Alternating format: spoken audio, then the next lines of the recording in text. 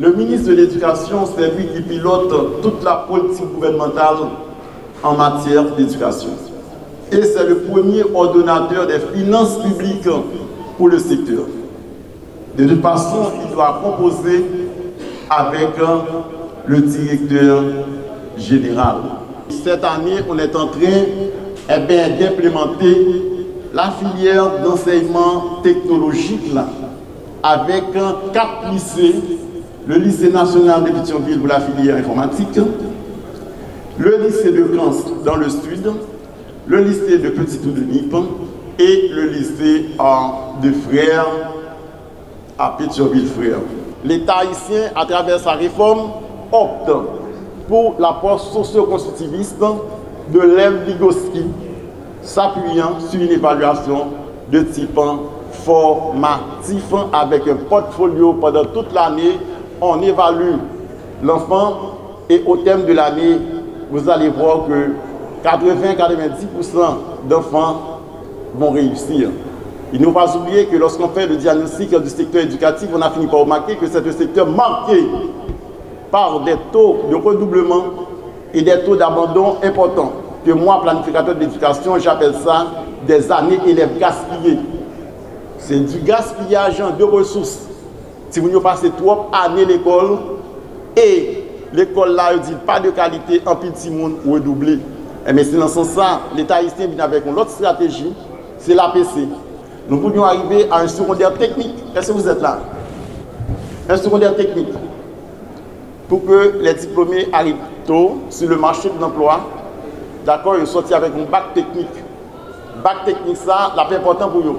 Et comme je disais tantôt, ça s'inscrit dans une démarche de réduction de la pauvreté et de diminution des tensions sociales. La rencontre de ce jour s'inscrit dans la dynamique de transformation initiée par le ministère à travers la mise en œuvre progressive de la réforme curriculaire.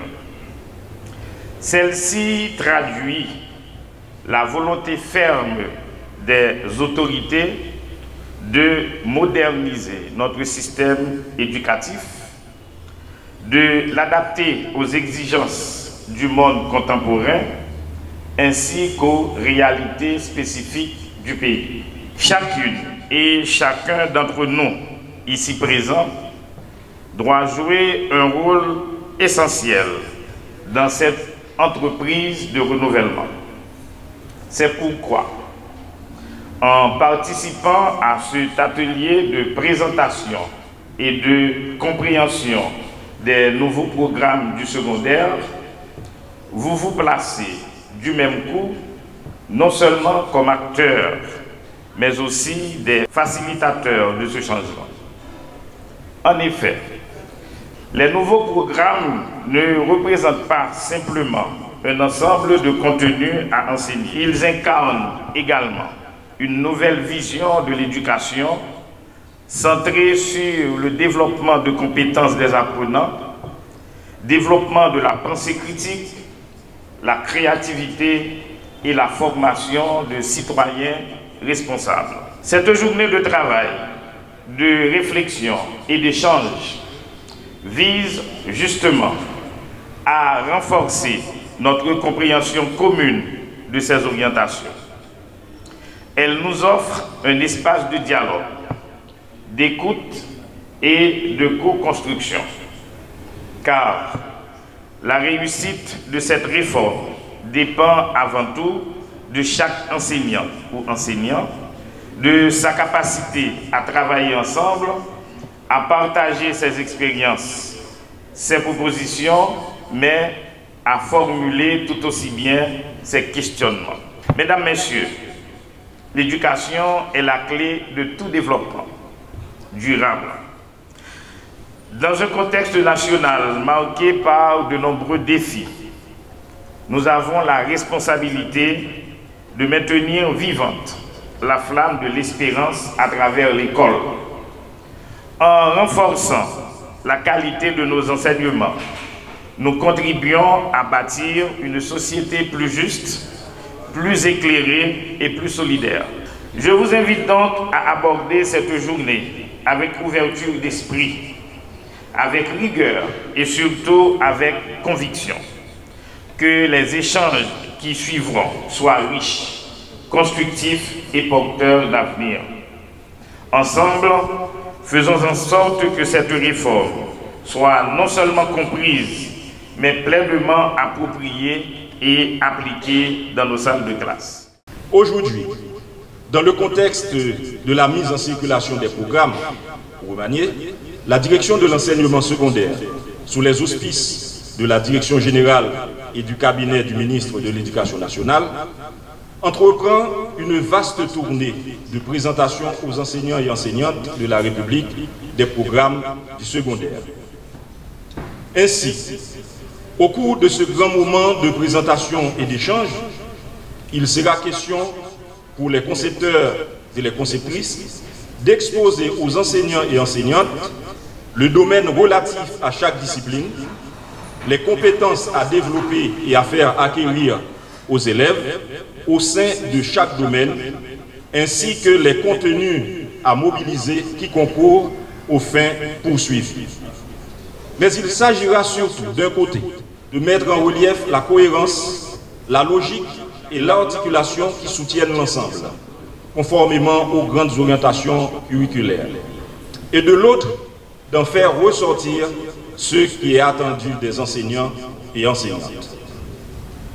Par ailleurs, s'agissant de l'approche pédagogique préconisée dans les programmes, qui est l'APC, il y a lieu de souligner que celle-ci peut être mobilisée par les enseignants et les enseignantes dans le cadre d'une pédagogie par projet, car au regard des compétences 5 et 7 contenues dans le programme de philosophie par exemple, les élèves, à la sortie du secondaire, devront pouvoir élaborer un projet innovant et orienter sa vie professionnelle future.